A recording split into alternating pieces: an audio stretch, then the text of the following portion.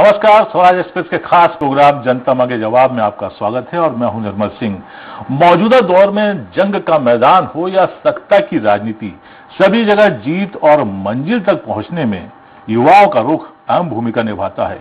युवा शक्ति को अपने साथ जोड़ने के लिए राजनीतिक दल तरह तरह के जतन करते रहते हैं। इसी कड़ी में छत्तीसगढ़ में भी प्रमुख राजनीतिक पार्टी कांग्रेस और बीजेपी के युवा विंग प्रदेश के युवाओं को अपने साथ जोड़ने का अभियान चला रहे हैं। भारतीय जनता युवा मोर्चा जहां नया युवा का भारत दर्शन अभियान के माध्यम से युवाओं को जोड़ने अभियान की शुरुआत करने जा रही है, वहीं यूथ कांग्रेस ने यंग इंडिया के बोल के माध्यम से प्रतियोगिता आयोजित कर जिला, राज्य और राष्ट्रीय स्तर पर प्रतिभावान युवाओं को मंच देने के अभियान की शुरुआत की है। ऐसे में उम्मीद की जा रही है कि इन अभियानों के जरिए राजनीतिक दलों की निगाहें उन युवा वोटरों पर हैं जो कि चुनाव में अहम योगदान देता है।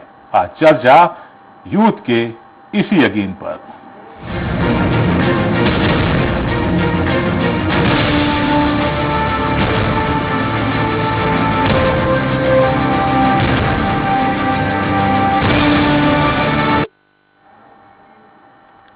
देश में कोई भी दल हो, चुनाव में जीतने के लिए वो सभी प्रकार की तैयारियां करता है, जिसके बल पर वो सत्ता के सिंहासन पर पहुंचे। धर्म, जाति और अन्य वर्गों को तरह तरह के से साधने की कोशिश की जाती है, तो वहीं एक बड़े थोक वोट बैंक के रूप में युवा देश में राजनीतिक दलों के भाग्य का फैसला करता रहा है और इसे रिझाने में दल कभी पीछे नहीं रहते और तरह तरह के अभियान और अन्य कार्यक्रमों के जरिए पार्टियां उन्हें अपनी जमात में शामिल करने का प्रयास करती रही हैं। कुछ इसी तरह की शुरुआत छत्तीसगढ़ में देखने को मिलने लगी है, जहां भारतीय जनता युवा मोर्चा देश के प्रधानमंत्री नरेंद्र मोदी के जन्मदिन पर सेवा ही समर्पण अभियान के तहत 17 सितंबर से 7 अक्टूबर तक विभिन्न कार्यक्रम करने जा रहा है। वहीं कांग्रेस भी यंग इंडिया के बोल अभियान की शुरुआत कर रही है। इन पूरे कार्यक्रमों को लेकर भले ही कांग्रेस, बीजेपी के अपने अपने अलग तर्क हैं और पार्टियां इसे सामान्य अभियान से जोड़कर बता रही हैं, लेकिन इस बीच बड़ा सवाल यह है कि क्या कांग्रेस और बीजेपी ने युवाओं पर फोकस कर मिशन 2023 की तैयारी शुरू कर दी है? चर्चा को विस्तार दें उससे पहले देख लेते हैं एक रिपोर्ट।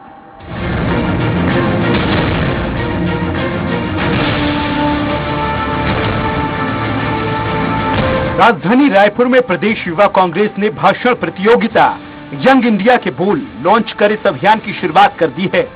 यंग इंडिया के बोल कार्यक्रम भारतीय युवा कांग्रेस द्वारा आयोजित एक भाषण प्रतियोगिता है, जिसके माध्यम से भविष्य के प्रवक्ताओं की खोज करने का काम किया जाएगा। इस स्पर्धा में 18 से 35 वर्ष के युवा भाग ले सकते हैं। इसके लिए गूगल फॉर्म भी निकाला है, जिसके आधार पर जिला स्तर प्रतियोगिता आयोजित होगी, जिसमें 5 विजेता रहेंगे। उन्हें जिला प्रवक्ता बनाया जाएगा। इसी तरह राज्य स्पर्धा में 10 लोग विजेता रहेंगे, उन्हें राज्य प्रवक्ता बनाएंगे। साथ ही जो 10 लोग छत्तीसगढ़ के प्रवक्ता रहेंगे, इनको राष्ट्रीय स्तर पर प्रतियोगिता में 14 नवंबर को देश के प्रथम प्रधानमंत्री नेहरू जी के जन्मदिन के अवसर पर जीतने वाले 5 लोगों को राष्ट्रीय प्रवक्ता नियुक्त किया जाएगा। वहीं नया युवा भारत का दर्शन अभियान के तहत भारतीय जनता युवा मोर्चा प्रधानमंत्री नरेंद्र मोदी के जन्म दिवस पर 17 सितंबर को एक सभा का आयोजन करने वाला है। उस सभा में भारतीय जनता युवा मोर्चा के कार्यकर्ता ऐसे युवाओं को लेकर आएंगे जो डॉक्टर, वकील, इंजीनियर या व्यापारी के रूप में अपना मुकाम हासिल कर चुके हैं। ऐसे युवा समाज के विभिन्न वर्गों को प्रभावित करने में सक्षम होते हैं, इसलिए उन युवाओं को भारतीय जनता पार्टी ने रीति नीति, विचारधारा और उनकी कार्यशैली से अवगत कराया जाएगा। यंग इंडिया के बोल के माध्यम से आज देश के युवाओं को अपनी बात रखने के लिए, अपनी आवाज रखने के लिए आज ये यंग इंडिया के प्लेटफॉर्म से जिला स्तर पर, राज्य स्तर पर और राष्ट्रीय स्तर पर ये स्पर्धा चलेगी। नेहरू जी के जन्मदिन के अवसर पर ये राष्ट्रीय प्रवक्ता वहां पर दिल्ली में रखा जाएगा, जिसमें 5 लोगों को राष्ट्रीय प्रवक्ता बनाने के लिए प्लेटफॉर्म दिया जाएगा। भारतीय जनता युवा मोर्चा माननीय प्रधानमंत्री नरेंद्र मोदी जी के जन्मदिन के अवसर पर एक बड़ा सभा करने जा रहा है। युवा के रूप में सीए हो, युवा के रूप में डॉक्टर हो, युवा के रूप में वकील हो, युवा के रूप में व्यापारी हो, अनेक जो युवा है आज के हैं उनको उस सभा में हम लेकर आएंगे। अब देखना यह होगा कि आने वाले समय में युवाओं को जोड़ने के लिए भारतीय जनता युवा मोर्चा और यूथ कांग्रेस की ओर से चलाए जा रहे अभियान में युवाओं को जोड़ने में कितना सफल हो पाती है। क्या युवा मोदी जी के भाषण, भाजपा के विचारों और उनकी नीतियों से प्रभावित होकर भाजपा युवा मोर्चा के दामन थामते हैं या कांग्रेस की नीति के आधार पर कांग्रेस से जुड़कर अपने भविष्य तलाशते हैं? रायपुर से धीरेन्द्र गिरी गोस्वामी की रिपोर्ट। और इस मुद्दे पर ज्यादा चर्चा के लिए हमारे साथ मौजूद हैं राष्ट्रीय प्रवक्ता युवक कांग्रेस संजीव शुक्ला जी, भारतीय जनता युवा मोर्चा नेता उमेश घोरमोड़े जी और वरिष्ठ पत्रकार राम अवतार तिवारी जी। आप तीनों का इस कार्यक्रम में बहुत बहुत स्वागत है। सबसे पहले चूंकि युवा ही प्रवक्ता हमारे साथ बैठे हुए हैं, तो पहला सवाल उमेश जी से कर लेते हैं। उमेश जी, युवा थोड़ा सा कंफ्यूज हो रहा है छत्तीसगढ़ का, यंग इंडिया के बोल का साथ दे या नया युवा का भारत दर्शन, क्या बोलते हैं आप उमेश जी? देखिए, मुझको लगता है कि छत्तीसगढ़ में युवा कहीं कंफ्यूज नहीं है। जितना युवाओं को छत्तीसगढ़ में कंफ्यूज करना था, जितना छलना था, मैं समझता हूं 2018 राजीव गांधी जी की जयंती से युवक कांग्रेस ने भी, मुख्यमंत्री भूपेश बघेल जी ने भी और पूरी कांग्रेस पार्टी ने जो शुरुआत की थी छलने और ठगने की, वो आज लगभग 2.25 वर्ष होते होते कांग्रेस की सरकार के आते आते इस प्रदेश के अंदर से युवाओं का विश्वास जो है कांग्रेस पार्टी के ऊपर और कांग्रेस की सरकार के ऊपर से उठ चुका है। और इसीलिए जब विश्वास उठ चुका है और इनके झूठ का पोल जब खुल चुका है, तो फिर से झूठ बोलने के लिए नए युवाओं की तलाश और उनको प्रशिक्षित करने के लिए नए युवाओं की तलाश में मुझको लगता है कि युवक कांग्रेस जुट चुकी है। क्योंकि मुझको याद है 2018 के अंदर में यही युवक कांग्रेस के लोग सड़कों पर उतरे थे जब ये विपक्ष में थे। इनका दावा था कि छत्तीसगढ़ में 25 लाख पंजीकृत और 25 लाख अपंजीकृत बेरोजगार है। कुल मिलाकर के 50 लाख बेरोजगारों की संख्या बताकर के ये सड़क पर उतरे थे और इन्होंने बेरोजगारी का फॉर्म भराया था। यहां तक कि इन्होंने एक वेबसाइट भी जारी की थी जिसमें युवाओं से फॉर्म आमंत्रित किए थे। आज जब इनकी सरकार आ जाती है, उस वेबसाइट का कहीं कोई पता नहीं है, उस फॉर्म का कहीं कोई पता नहीं है। इन्होंने अपने घोषणा पत्र में 2500 रुपए प्रति युवा बेरोजगारी भत्ता देने की बात कही थी। आज उसके उलट ये लगातार रोजगार को लेकर के तरह तरह के दावे करते हैं। मुख्यमंत्री भूपेश बघेल जी पोस्टर लगा करके 3% बेरोजगारी की बात करके अपना चेहरा चमकाने का प्रयास कर रहे हैं। आज छत्तीसगढ़ का युवा दर दर भटकने मजबूर है। तमाम तरह के नाना प्रकार के बेरोजगार आज छत्तीसगढ़ के अंदर में कांग्रेस की सरकार आने के बाद आज खड़े हो गए हैं। चाहे सब इंस्पेक्टर भर्ती परीक्षा के बेरोजगार की बात करें, सूबेदार भर्ती परीक्षा के बेरोजगार की बात करें, पुलिस भर्ती परीक्षा के बेरोजगार की बात करें, शिक्षा विभाग में सफाई कर्मी बेरोजगारों की बात करें, विद्या मितान जो बेरोजगार घूम रहे हैं उनकी बात करें, या फिर तमाम भर्ती परीक्षाओं को इन्होंने लटकाने का और भटकाने का जो काम किया है, ऐसे तमाम युवा छत्तीसगढ़ भर से आज कांग्रेस से कहीं ना कहीं रुष्ट है और भारतीय जनता पार्टी की तरफ टकटकी लगाए, उम्मीद लगाए देख रहे हैं। तो निश्चित तौर पे छत्तीसगढ़ के तमाम युवा भारतीय जनता पार्टी से उम्मीद रखते हैं और हम निश्चित तौर पे, हम राजनीतिक तौर पे नहीं, हम सेवा भाव के साथ, सेवा और समर्पण के उद्देश्य के साथ स्वास्थ्य शिविर लगा करके, रक्तदान के शिविर कैंप लगा करके युवाओं के बीच में जा रहे हैं और एक बड़ा सम्मेलन भी हम इस दरमियान कर रहे हैं जिससे सीधा इंटरेक्शन हमारा युवाओं के साथ हो सके, हम युवाओं के विचार जान सके और युवाओं को भी भारतीय जनता पार्टी की रीति नीति से अवगत कर सकें, करा सकें। उस दिशा में भारतीय जनता युवा मोर्चा आने वाले 20 दिनों तक लगातार 7 अक्टूबर तक इस प्रकार के अभियान चलाएगा और युवाओं के बीच में जाकर के युवाओं की भावना भी जानेगा और नवा भारत निर्माण में युवाओं की भागीदारी किस प्रकार से और हो सकती है, युवाओं से ही सुझाव लेकर के हम आगे उस दिशा में कार्य करने के लिए अग्रसर होंगे। तो निश्चित तौर पे ये अपना चेहरा चमकाने का एक बार फिर से प्रयास कांग्रेस की तरफ से और युवक कांग्रेस की तरफ से हो रहा है। तो मुझको लगता है कि इसका जवाब कांग्रेस को ही देना चाहिए। क्यों इनको नौबत पड़ी है, मुझे लगता है पर्याप्त आपने व्याख्या कर दी है अपने कार्यक्रम की। बड़ा ही सशक्त कार्यक्रम है आपका। हालांकि जो आप कह रहे थे वादे पूरे नहीं करना, आमतौर पर राजनीतिक दलों की ये फितरत होती है और फिर बाद में जुमले भी कह दिया जाता है। लेकिन चूंकि जो आपने कांग्रेस से सवाल पूछे हैं उमेश जी, बड़ा गंभीर आरोप लगे हैं साहब। सीधा सीधा कहना है कि 2018 के चुनाव में अगर कांग्रेस जीती है तो युवाओं को बरगला कर, भ्रम पैदा कर और झूठे वादे कर। क्या जवाब है आपके पास? संजीव जी, सॉरी जी, नमस्कार। जी नमस्कार। कोई बात नहीं, कोई बात नहीं जी, नमस्कार। आपके चैनल के माध्यम से सभी व्यूअर्स को बहुत बहुत नमस्कार। सर, सन 2014 जब यूपीए सरकार गई इस देश से, उस समय इस देश का बेरोजगारी दर था 3.9।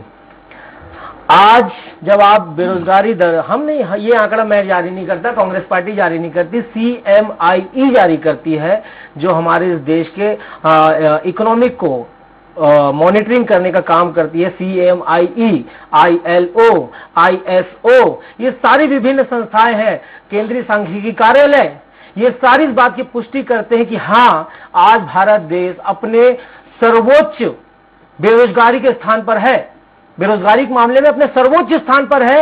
ये सारी संस्थाएं इस बात की पुष्टि करती हैं। का आंकड़ा हो तो वो भी बता दें। और इसमें इसका एक मिनट, वो भी बता रहा हूं, आपको बता रहा हूं। इसलिए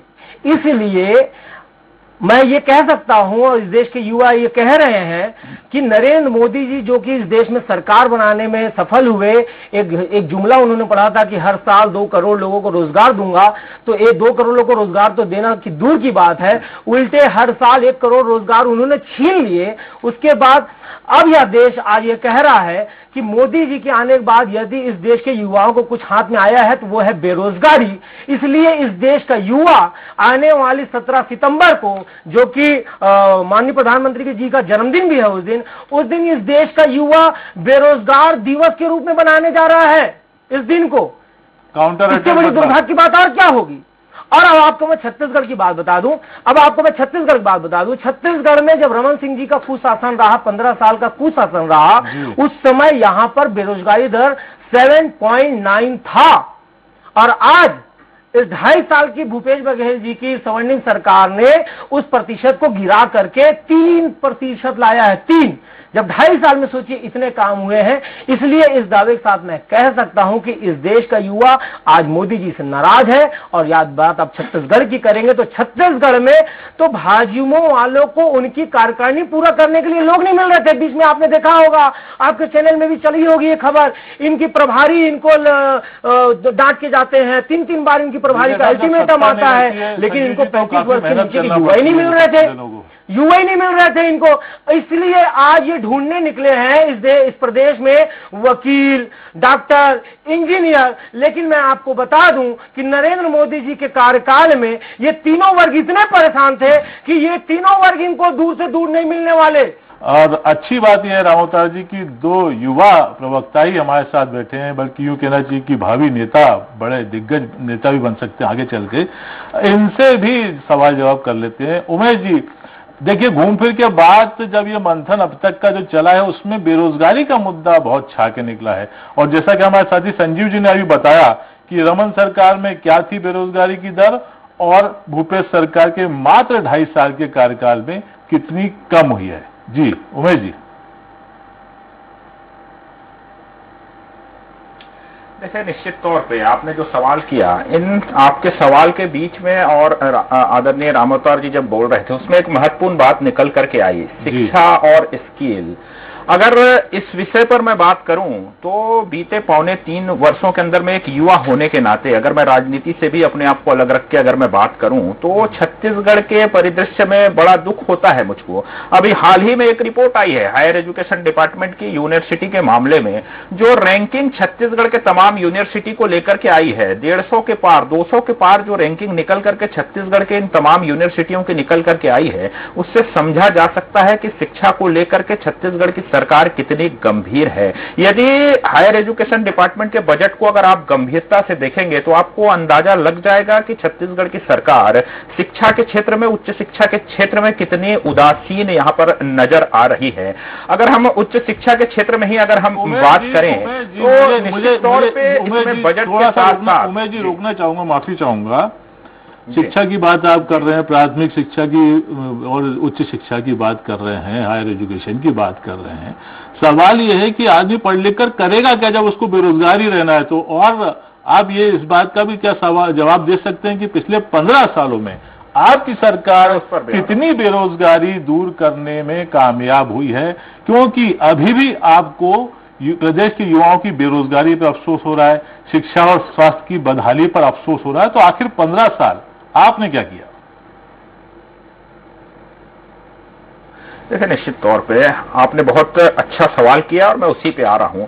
तमाम सरकारी विभागों में भर्तियों के अलावा, चाहे हम वन विभाग की बात कर लें, पुलिस विभाग की बात कर लें, शिक्षा विभाग की बात कर लें, स्वास्थ्य विभाग की बात कर लें, तमाम विभागों के अंदर में ना सिर्फ हमने इंफ्रास्ट्रक्चर को डेवलप करने का काम किया, क्योंकि प्रारंभिक तौर पर छत्तीसगढ़ की जनता ने 2003 के अंदर में हमको बड़ी जिम्मेदारी सौंपी थी, तो इंफ्रास्ट्रक्चर डेवलप करने के साथ ही साथ तमाम रोजगार के सरकारी क्षेत्रों के अंदर में हमने रोजगार उपलब्ध कराने का काम किया। उसके साथ ही साथ स्किल डेवलपमेंट को लेकर के, स्किल के मामले में छत्तीसगढ़ पहला ऐसा राज्य था जो हमारे सरकार के समय में स्किल के मामले में निर्णय लेने का काम डॉक्टर रमन सिंह ने किया और स्किल डेवलपमेंट के कई संस्थान हमने डेवलप करके इस प्रदेश को, युवाओं को कौशल उन्नयन के माध्यम से कौशल शिक्षा प्रदान करने का काम किया और लगातार इस शिक्षा को आगे बढ़ाने का प्रयास हमारे द्वारा किया जाता रहा। लेकिन अगर रोजगार के क्षेत्र में अगर हम बात कर लें, अगर हम वादा खिलाफी की ही अगर बात कर लें, तो इस प्रदेश के अंदर में रोजगार देने का वादा करने वाली सरकार रोजगार छीनने वाली निकल करके आई है।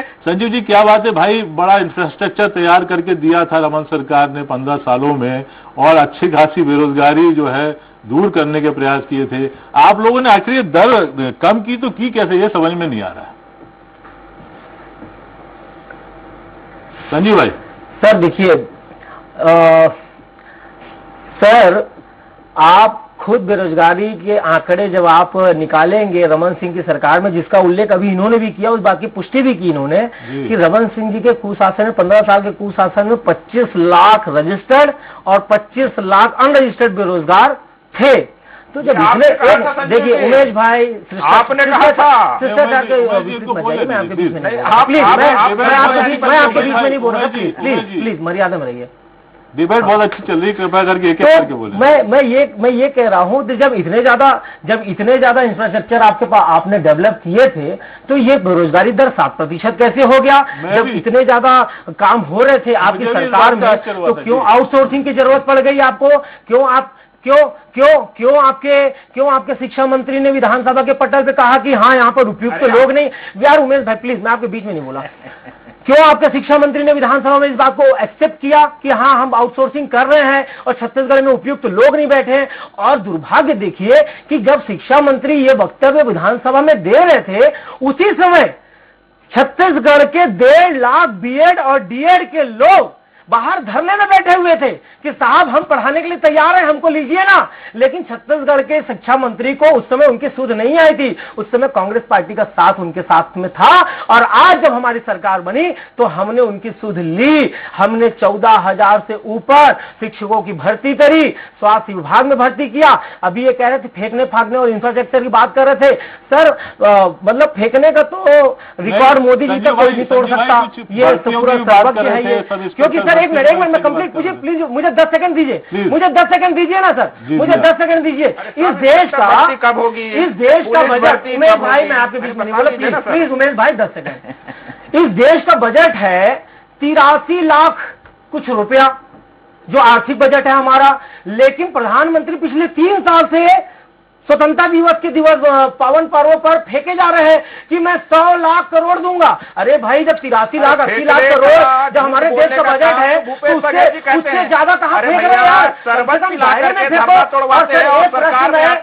एक प्रश्न मैं उमेश जी से पूछना चाहूँ, एक प्रश्न उमेश जी से पूछना। अरे भैया संजू, उमेश जी मेरा प्रश्न को लेकर सब इंस्पेक्टर भर्ती कब होगा, सूबेदार भर्ती भर्ती कब होगी, सर मुझे कब आएंगे? आप तमाम डर रहे हैं, मुझे पता है। जो धरने में बैठे हैं हमारे डॉक्टर भाई, उनकी सूझ आप ले रहे हैं। अरे भैया अध्यापकों की विधवा बहनें बैठी हैं, चुप हो जाएंगे, जितना आप बता रहे हैं कर देंगे। एक प्रश्न के बाद चुप हो जाएंगे, छोड़िए आप जवाब दीजिए। छत्तीसगढ़ का युवा, छत्तीसगढ़ का युवा बेरोजगारी भत्ता मांग रहा है, बेरोजगारी भत्ता उनको गूगल करना पड़ जाएगा। बेरोजगारी एक प्रश्न पूछने की इजाजत दीजिए, अभी चुप हो जाएंगे। बस एक प्रश्न, उमेश जी मान जाएंगे। बेरोजगारी की बात कब होगी ये जवाब देना। सब इंस्पेक्टर कब होगी ये जवाब दे। सरल कर देता हूँ। अरे बेरोजगारी भत्ता कब मिलेगा ये बता है मेरे। अरे भैया मैं युवाओं के तरफ से सवाल कर रहा हूँ, वादा किया था। अरे पार्टी डरती है क्योंकि निरुत्तर हो जाएंगे, इनको पता है। एक युवा का इनको पता है कब दोगे सार्वजनिक तौर पर निरुत्तर हो जाएंगे। आपका झूठा चेहरा बेनकाब हो गया, इसलिए नए प्रवक्ता ढूंढने पड़ रहे हैं आपको। अरे सब इंस्पेक्टर भर्ती, अरे मैं तो पूछ रहा हूँ सब इंस्पेक्टर भर्ती, अरे सब इंस्पेक्टर भर्ती कब होगी, पुलिस भर्ती कब होगी, आप जवाब दो ना। विद्यामितानों को क्यों निकाल दिया आपने, जो बिजली वाले जो कर्मचारी हैं उनकी संविदा के डेट कब आएगी, इसका आप जवाब दो। अरे मैं तो 5 सवाल पूछ लिया, आप एक नहीं पूछ पा रहे हो, तो 5 पूछ लिया, उसका जवाब दे दो। पुलिस भर्ती कब होगी, अरे पुलिस भर्ती कब होगी, जवाब दे दो। पुलिस भर्ती जवाब दूं, जवाब से भी पुलिस भर्ती बता दो ना। 3 साल से उनका फिजिकल फिटनेस भी खराब हो रहा है, वो परेशान हो रहे हैं, आप जवाब दो। आपको वो अभ्यर्थी देख रहे हैं सब इंस्पेक्टर, जवाब दो। पुलिस भर्ती, पुलिस भर्ती, विद्यामितान, बिजली कर्मी, ये मेरे जवाब से भी इनको डर है भैया, आपके पास जवाब नहीं है। मैं तो आपके माध्यम से भूपेश बघेल जी से सवाल कर रहा हूँ। 2 मिनट जवाब। अरे भूपेश जवाब दीजिए, अरे जवाब दो। देखिए एक इसका सबसे अच्छा हल मैं निकालता हूँ sir. Last second please please. अरे मैं वही क्योंकि प्रोग्राम की समय सीमा है, जवाब ले लीजिए। 1 मिनट रुक जाइए। मैं दोनों प्रवक्ताओं को, दोनों मूर्धन्य प्रवक्ताओं को 30 सेकंड देता हूं अपनी अपनी बात रखने के। संजीव जी पहले आप बोले जी। 30 सेकंड। और मैं उम्मीद करूंगा डिस्टर्ब नहीं करेंगे। बिल्कुल नहीं करेंगे, क्योंकि 30 सेकंड उनको जवाब मिल जाएगा। बिल्कुल नहीं बोलेंगे, और फिर रामावतार के पास सुनने की क्षमता रखो प्लीज, शांत रखें। सर बेरोजगारी जो विषय है, बेरोजगारी का जो एक्चुअल आंकड़ा है, एक्चुअल आंकड़ा वो CMIE जारी करती है, वो ILO जारी करता है, वो ISO जारी करता है, वो CSO जारी करता है, वो NCRB बताती है। 2018 में NCRB की रिपोर्ट थी कि 32,000 लोगों ने आत्महत्या कर ली, 32,000 युवाओं ने। NCRB की रिपोर्ट है, केंद्र संचालित होती है, हम नहीं करते। तो मेरा प्रश्न ये है कि अगर उमेश भाई या भारतीय जनता पार्टी का कोई भी नेता मुझे CMIE, ILO, ISO, CSO इसका मतलब भर बता दे तो मैं मान जाऊंगा, या मतलब तो छोड़िए, इसका फुल फॉर्म बता दें। चलिए आपकी इसका फुल फॉर्म बता दें, मैं जान जाऊंगा ये बड़ा जाहिर की बात है कि आपने समय सीमा में अपनी बात खत्म किया। उमेश मुझे जवाब दीजिए। हाँ उमेश जी, अरे भाई उमेश जी मुझे बड़ा दुख हो रहा है, मुझे बड़ा दुख। देखिए विशांता मत कीजिए, अरे भैया विशांता मत कीजिए, अरे जवाब सुन लो। अरे जवाब सुन लो ना भैया। मुझे बड़ा दुख हो रहा है कि संजीव भाई को और मुख्यमंत्री भूपेश बघेल जी को सब इंस्पेक्टर भर्ती परीक्षा की चिंता नहीं है, पुलिस भर्ती परीक्षा की चिंता नहीं है, जो डॉक्टर नर्स बहनें हड़ताल कर रही हैं उनकी चिंता इनको बिल्कुल नहीं है, छत्तीसगढ़ के युवाओं की चिंता इनको बिल्कुल नहीं है। और ये इस प्रकार के सवाल पूछ करके छत्तीसगढ़ के युवाओं को दिग्भ्रमित करने का प्रयास कर रहे हैं। इसका मतलब साफ है, ये 2,000 रुपए बेरोजगारी भत्ता देना नहीं चाहते हैं। और संजू जी उसका मतलब भी हम आपको बता देते हैं, आप चिंता मत करिए। लेकिन आपने बहुत छत्तीसगढ़ के युवाओं के लिए परीक्षाएं जो रुकी है वो कब होगी, CST में जो अनियमितताएं निकल करके आई उसका जवाब आपने दिया। सम्मानित कर दिया है ठगने के लिए सरकार चलाती है सर, केंद्र सरकार के अधीन। देखिए उमेश जी शांत हो गए, संजीव जी आप भी शांत हो गए। बारे में नहीं पता। रामावतार जी अरे भैया दोनों ही युवा हैं, जब बोलना शुरू करते हैं तो शांति नहीं होते हैं। रामावतार जी कुछ बोल रहे हैं। दिया क्या छत्तीसगढ़ के युवाओं को?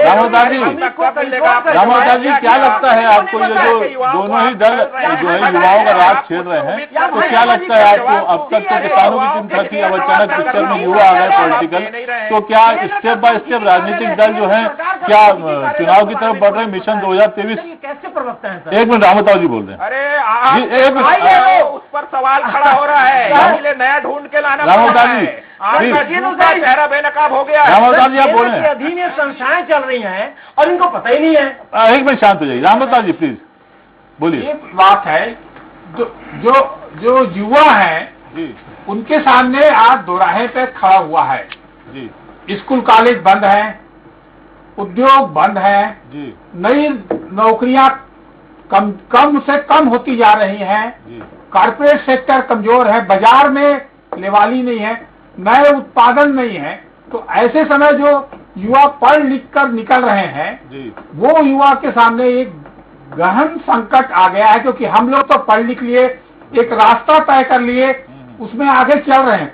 परंतु अभी जो युवा है, जो पढ़ रहा है और पढ़ के निकल चुके हैं, उन युवकों को कैसे रोजगार दिए जा सकते हैं, कैसे उनको आत्मनिर्भर बना सकते हैं, बातों में नहीं, बाती जमा खर्च तो बहुत सारे हो सकती है। दोनों युवा अच्छा बोलते हैं, अपनी अपनी पार्टी का अच्छा प्रस्तुतिकरण कर रहे हैं, परंतु उन युवाओं का प्रतिनिधित्व कर रहे हैं, उनकी स्थिति खराब है वास्तविक में। उनकी दशा करने के लिए इस समय काम की जरूरतें हैं। एक विचारधारा की नहीं जरूरत, विचारधारा तो रहे, मगर विचारधारा के आड़ में युवकों का एक बड़े तरीके से शोषण होता है, जो बाद में पता चलता है युवकों को कि हमारे पास काम नहीं है, हमारा परिवार कैसे चलेगा। ये एक बड़ी समस्या है। इस समस्या के लिए पार्टी को, दोनों पार्टियों को व्यापक तौर पर सोचना चाहिए, क्योंकि संभावनाएं बहुत है। उन संभावनाओं की दिशा में अगर काम हो तो ज्यादा सशक्त और ज्यादा अच्छा भारत का निर्माण और राज्य का निर्माण हो सकता है और समाज सही दिशा में चल सकता है। अन्यथा इन युवकों के असंतोष से समाज की दिशा भटकती है, नई कई प्रकार की समस्याएं उत्पन्न होती है, चाहे वो आतंकवाद हो, चाहे नक्सलवाद हो, चाहे बड़ी बड़ी बेरोजगारी से जो अपराध की घटनाएं बढ़ती है। तो एक समाज को सही दिशा ले जाने के लिए इन युवकों को बहुत अच्छी रामवता जी, वाकई समाज निर्माण बहुत अच्छी व्याख्या की आपने। सबसे ज्यादा जरूरत है। थोड़ा घड़ी की सुइयां मुझे रोक रही हैं, और कोई बात नहीं थी, नहीं तो आपकी आवाज जो है दर्शकों तक हम और पहुंचाते। रामवता जी, आपने हमारे लिए समय निकाला, उमेश जी आपने समय निकाला, और हमारे युवा अभी भी कुछ बोलना चाह रहे, संजीव जी आपने समय निकाला, इस बात के लिए तीनों का बहुत बहुत शुक्रिया। और छत्तीसगढ़ में चुनाव होने में भले ही अभी समय है, पर राजनीतिक पार्टियों ने युवाओं पर फोकस करना शुरू कर दिया है। इस बार चुनाव की राजनीति युवाओं के आसपास ही घूमती नजर आ रही है। छत्तीसगढ़ में राजनीतिक पार्टियों ने युवाओं पर फोकस करना शुरू कर दिया है और कांग्रेस बीजेपी ने युवाओं को अपने अपने पाने में लाने के लिए पूरी कसरत शुरू कर दी है। दोनों ही दलों ने चुनाव को देखते हुए अपने युवा विंग को सक्रिय कर दिया है, तो वहीं दूसरी ओर सत्ता हासिल करने का सपना संजोए बैठी बीजेपी भी संगठन स्तर पर बैठकों के माध्यम से पार्टी को संजीवनी देने का काम कर रही है, जिसके चलते युवाओं पर विशेष फोकस किया जा रहा है। ऐसे में बड़ा सवाल यह है कि क्या प्रदेश के युवा इन अभियानों के रंग में रंग कर पार्टियों की तरफ खींचेंगे, या फिर रोजगार, महंगाई और अन्य मुद्दे भी युवाओं के दिल और दिमाग में रहेंगे और उन्हीं के जरिए युवा वोटर अपना रुख स्पष्ट करेंगे। बहरहाल ऐसे में देखने वाली बात यह होगी कि दोनों ही राजनीतिक दलों की नूरा कुश्ती क्या वाकई युवाओं के बीच दम दिखा पाती है।